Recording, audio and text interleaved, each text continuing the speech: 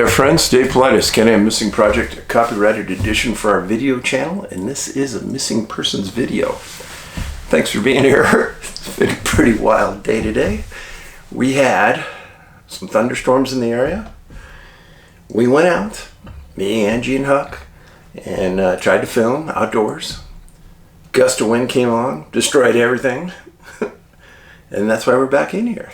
A few thunderstorms and some heavy wind, and we're done. And because of that, I tried to get a lot done today. Some days when you get a lot done, you get nothing done. So my apologies for that, but it's just the way it is sometimes.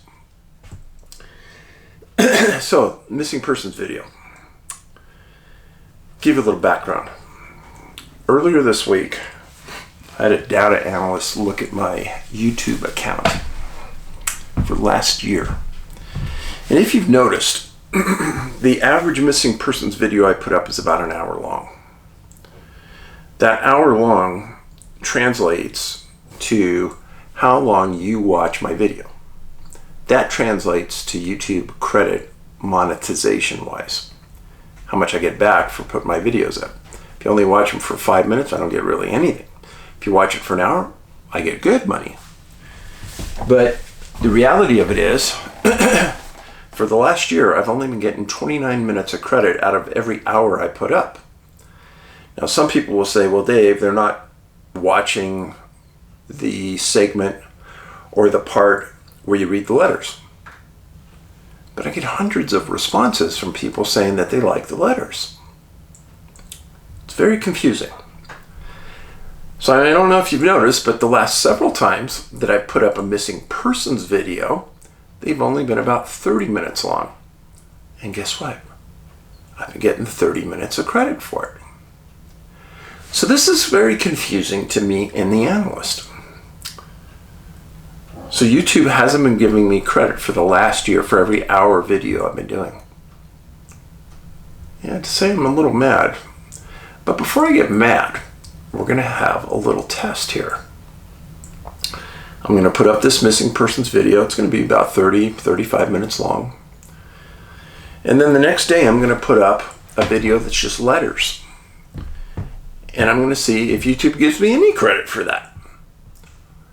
But it's also going to tell me how many people really watch and listen. And to me, I can see how long the average person watches each video. Missing persons videos, watch them for almost the last 3. You've watched for almost 99% of the entire video.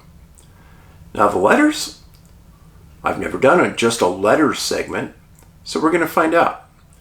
And what's going to come of this is that I'm either going to stop doing the letters because I'm not getting any credit, nobody's really watching, or I'm going to continue to split it like this. Just a missing persons segment, and then a letters segment. We'll see what happens. I don't know, but I'm really disappointed in myself that YouTube, it got past me for the last year that YouTube never gave me credit for a lot of work I've done over the years.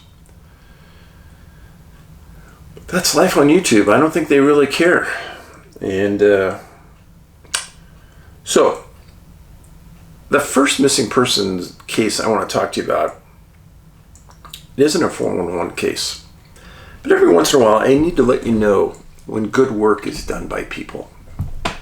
And on Mount Rainier, which is controlled by the National Park Service, there's also a group of private climbing guides that work Mount Rainier. They're licensed by the National Park Service. Several of these companies. So let's say you're a novice and you want to climb Mount Rainier. Okay, you go to one of these climbing services, take a class for a couple days, and then they'll take you up the mountain. You may not summit, but you'll get a good shot at it. Now, take it from me, you'd be insane to try to climb Mount Rainier without a guide because it is a dangerous mountain. A lot of people have died on it. A lot of very, very experienced climbers have died on the mountain. A lot of very, very experienced people have absolutely disappeared on the mountain. It's not a place I would go without a guide. Just me.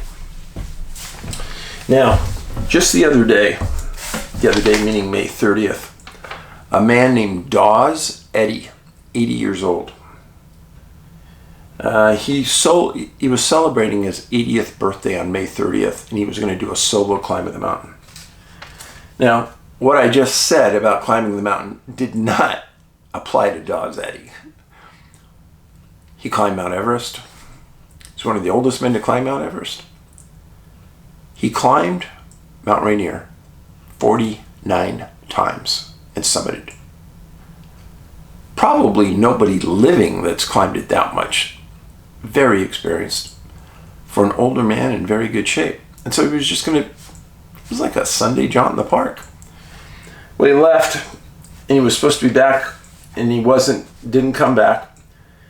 So they set up a National Guard helicopter, a Black Hawk, to search for Dawes at night. And you talk about dangerous. Whew. But these guys are wearing night vision goggles and they're looking for a heat signature against the mountain. And they didn't find one. The next day, they put up a couple of climbing guides. And I want to make sure I get this right. Well, the guides spotted a body in a crevasse. These were licensed climbing guides by the Park Service. And they worked their way down, they got more help, and they recovered Dawes' body. These are people just like you and me, with some exceptional abilities in climbing, that respected Dawes and went out looking for him and found him. He was deceased. I gotta say, if I was 80 years old and I had his resume of climbing, quite a way to go out. 80th birthday, climbing for the 50th time. Almost seems like destiny. But that week of May 30th was a bad week on the mountain. Dawes' was the second body recovered on the mountain.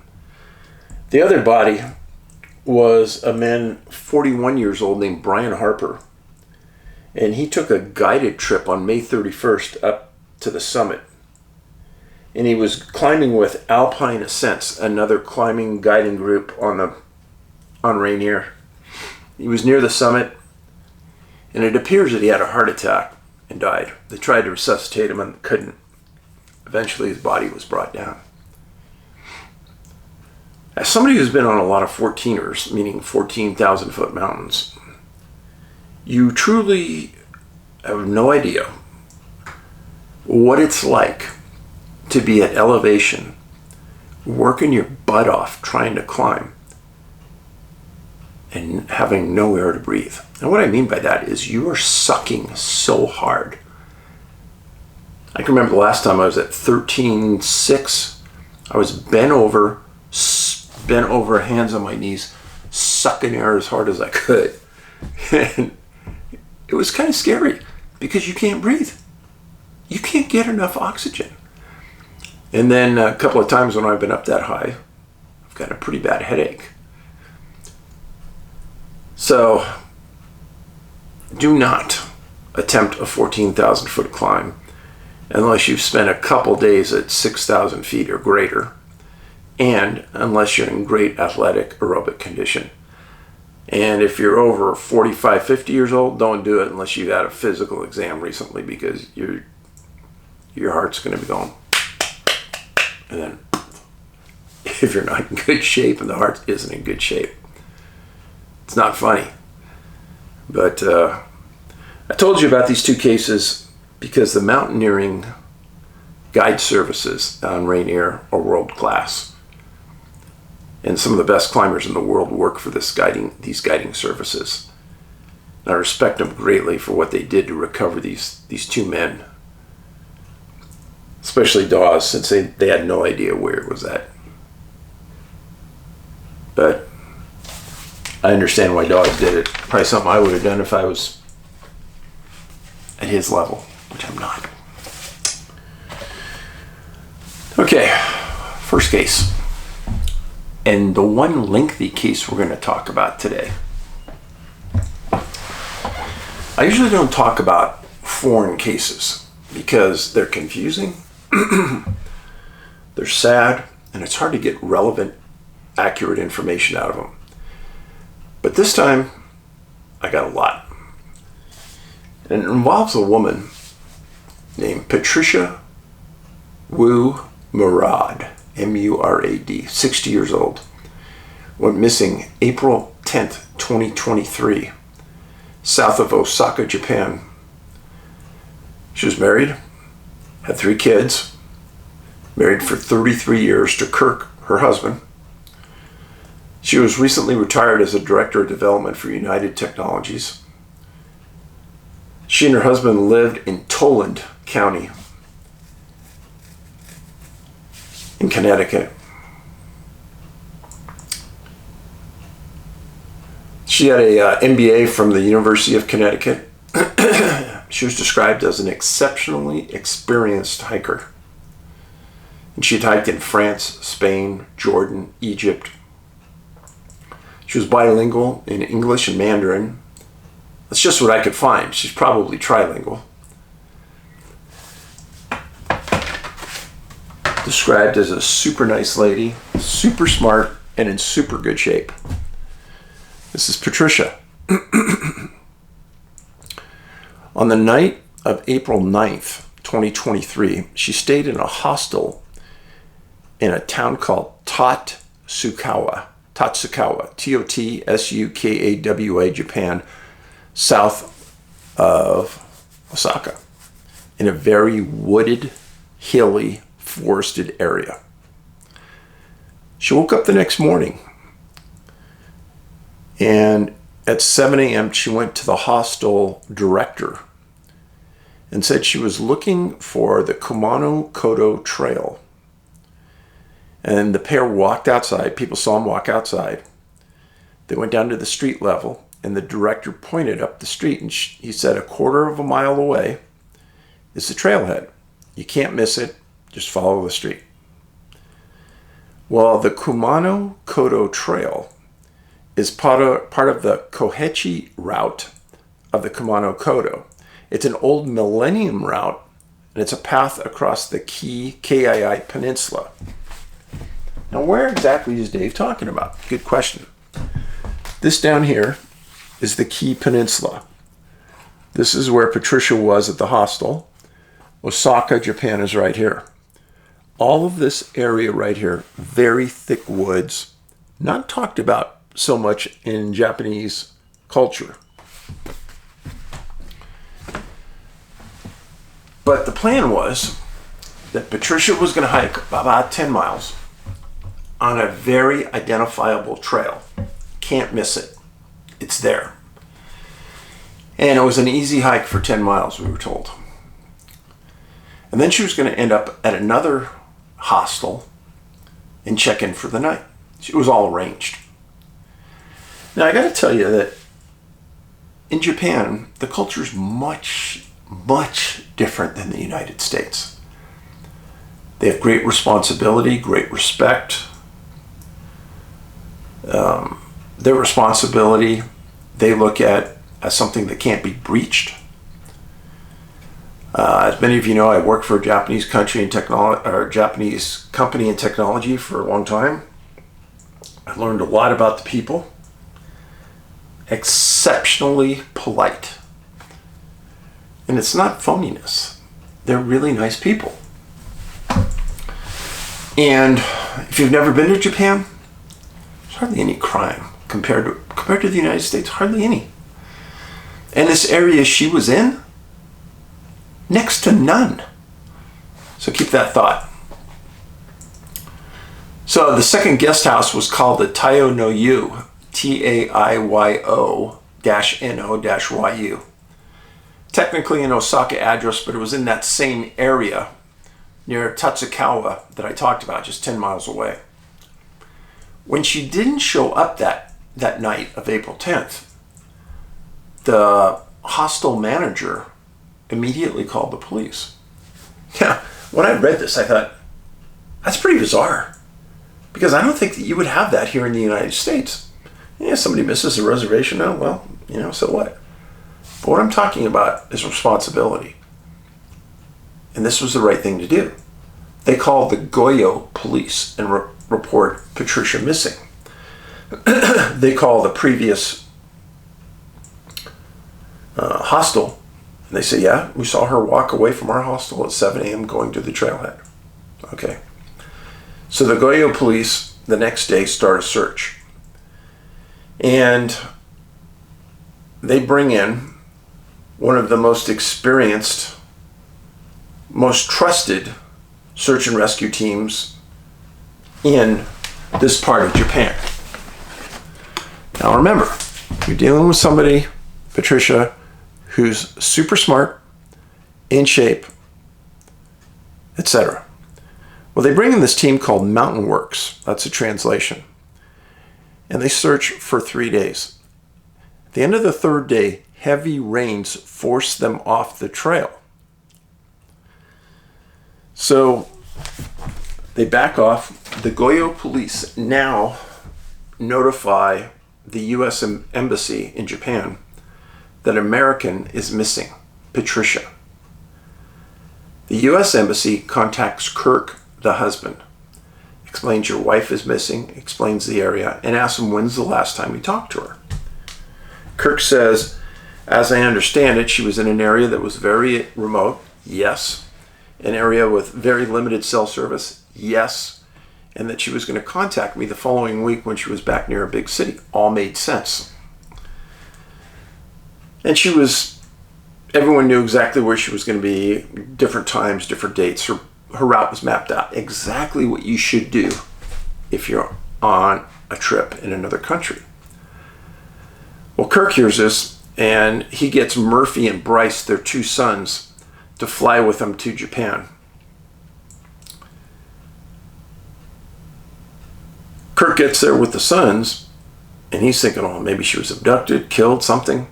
And he gets told to him that there's no evidence of foul play. There's almost no crime in this area. The idea that she was a victim of a crime isn't supported by anything we know. But then again, we spent 3 days on the trail and we didn't meet anybody who saw her on the trail. Not that they should have, but that never happened. Now, Murphy-Murad, daughter, lives in Singapore. Her dad called her, and she also flew to Japan. And as she was flying there, smart girl, was getting told that searchers had pulled off the trail. They weren't thinking about going back. And I'll stop you there. 3 days searching for somebody is ridiculously short under American or North American standards. Doesn't make sense to me. It doesn't mean that it didn't make sense to the Japanese. Huck's mad. My producer. Maybe I didn't. She's not happy because I wore a tank top. I just came in from the outdoors. We were out there fooling around, and I just thought, I'm not going to get all dressed up for this. I'll give you the Dave afternoon look. So, Murphy hears that there's not a lot of searching going on. Her dad, her brothers talk about it. They said, well, maybe we need to bring searchers from the U.S. Maybe we need to bring an investigator from the U.S. Let's start a GoFundMe account. Brilliant. Smart idea. Well, Patricia had a lot of friends still in the industry. They had a lot of friends in Connecticut. And they eventually raised $200,000 to help get a team together to look for Patricia. Smart move by the family. And I'm sure it was the young college age or older group that put this together. They ended up hiring a private investigator. They're able to put together 25 searchers. They called it the fourth way of searching. And they get on the ground, and the first thing they do is they try to get the cell phone data from the Japanese cell phone provider. They get told that the Japanese cell phone provider can't track the data from a phone from another country. Timeout. I don't believe it. I don't believe it. I've been involved in cell phone searches many times in my law enforcement career.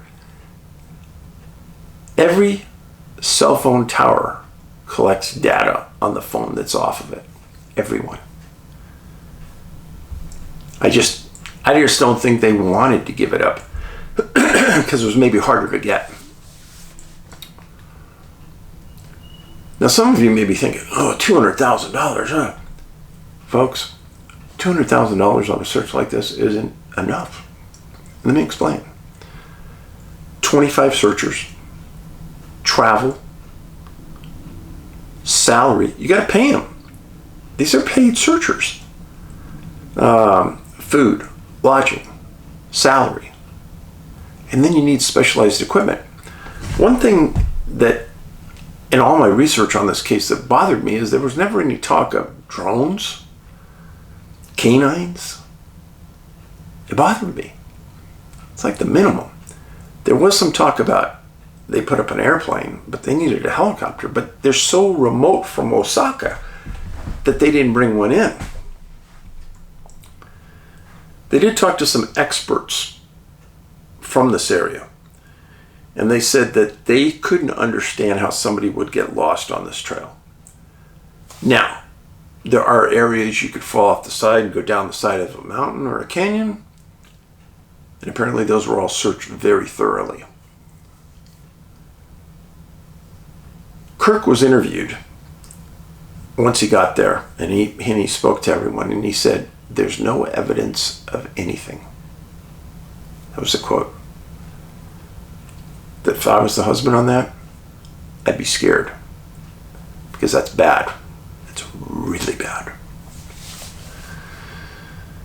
So, searching finds nothing. There's no evidence of anything. So let me stop you there for a second.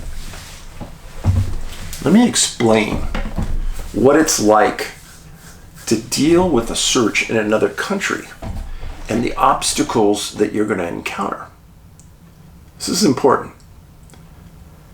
The most important thing, if you're looking for a loved one in another country, is to find a translator that speaks that country's language like it's their first language. Not like somebody coming out of college that can just speak it fluently. No. Somebody who can speak it at the street level is ultra important. You say, why, Dave? Because you need to appeal to the people in that country that you're serious. And when you bring somebody in who speaks street level language, they're not going to get anything by you. They are going to be able to read the people across the table from them if they're being honest. And this is key, very key. That's why advanced language skills is ultra important. So, somebody fluent in Japanese and knows the customs inside out and back way. I've explained this to people before, but I'll explain it again. When you go into another country like Japan and somebody hands you a business card. Here you go, Mr. Paulides. And you take the card, okay, thanks, and you put it in your back pocket. That's the ultra insult. Ultra insult. They probably won't talk to you the rest of the day. Somebody hands you the card, you take it with two hands. You read it intently in front of them. Then you acknowledge, thank you. And then you put that business card on the table right in front of you. Ultra respect. You do not want to lose the respect and admiration of the people that are helping you in this search in that country. Now, in this case, there's no mention of any helicopters, canines, or drones. Bothersome. Why not? Well, I'd want to find out from the search and rescue people. Why not? If they're searching for, let's say, the emperor's niece, where are the resources for something like that going to come from? Let's get them here. Now, Patricia walked out of the hostel, was standing in the street with the hostel director, and he points, and she walks down that street. I'm the private investigator on this case. I'm going to stop and knock on every door between the hostel and the trailhead. I'm going to ask everybody, did you see this lady? Did you see this lady walking down the street on April 10th? Well, who was she with? Who was she talking to? Talk to the hostile director. What was her attitude like? Was she in an upbeat mood? Was she depressed? These are important. Backtrack. Husband needs to pull the credit card. Look at all the transactions on her credit card for the last 2 weeks. Where'd she stay? What were the expenses for? Then you need to contact the FBI.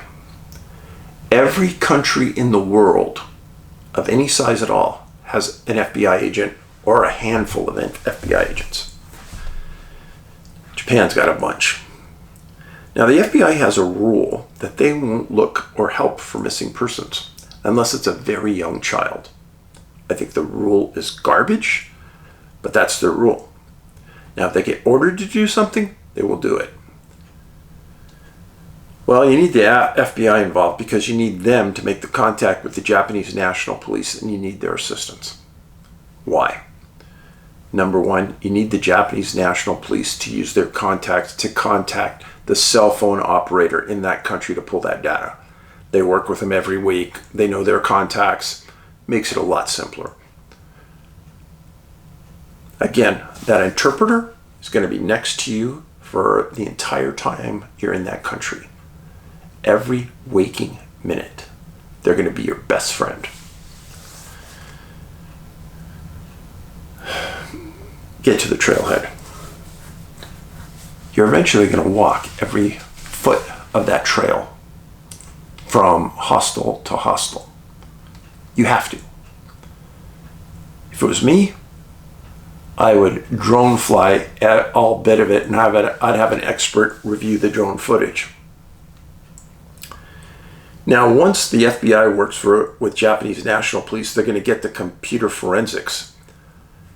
And that's off her phone, and if she had a computer, off the computer. Now, they didn't recover anything, but every time somebody sends an email, every time someone sends a text messages, those are all recorded online through whatever your mail company is or whatever your phone company is.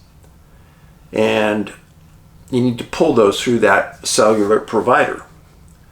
And then you need the husband to go into her email, maybe through home, and read all the emails. This is important. And then check what she scanned the internet for on her phone. What was she looking for? Was she looking for a specific place? Was she getting harassed by somebody?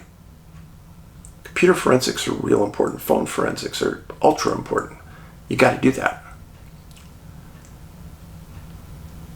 I know some of you may say, well, why was Patricia in a remote area of Japan by herself without her husband?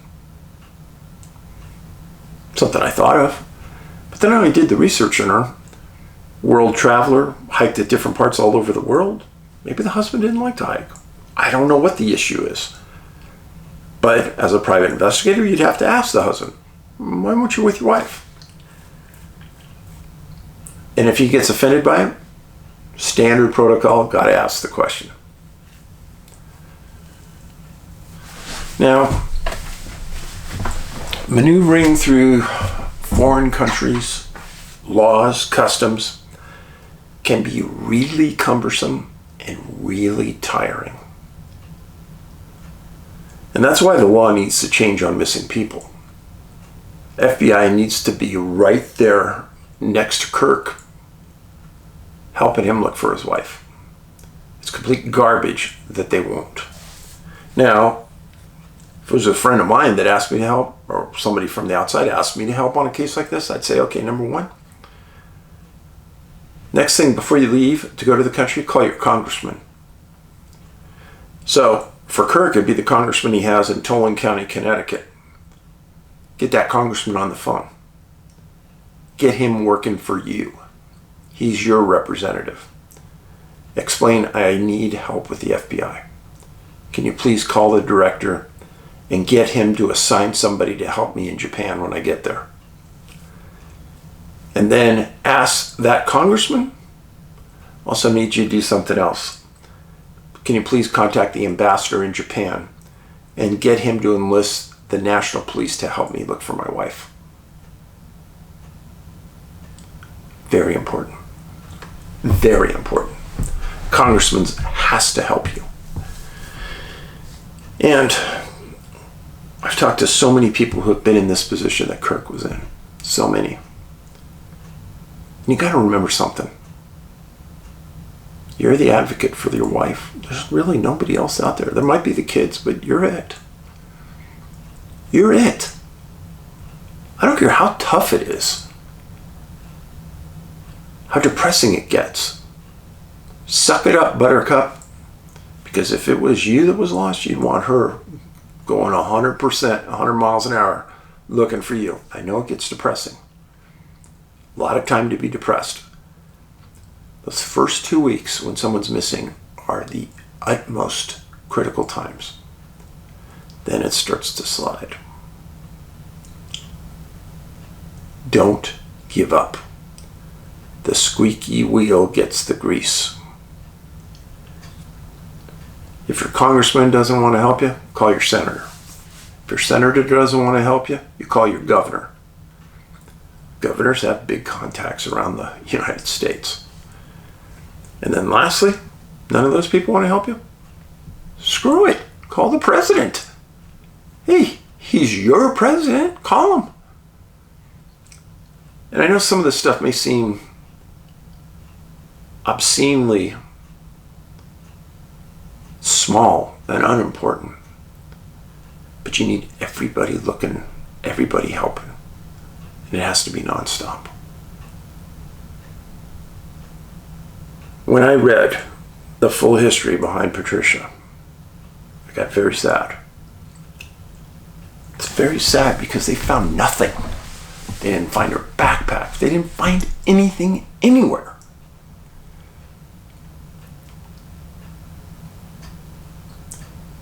I've already been asked by friends, what do you think happened to her, Dave? I really don't know. She was an extremely experienced world traveler.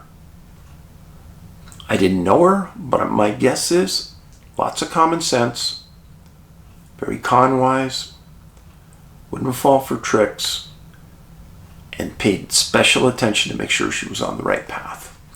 Somebody says pass the trailhead's a quarter mile. I'm sure Patricia knew. Okay, a quarter mile, I'll find it. I want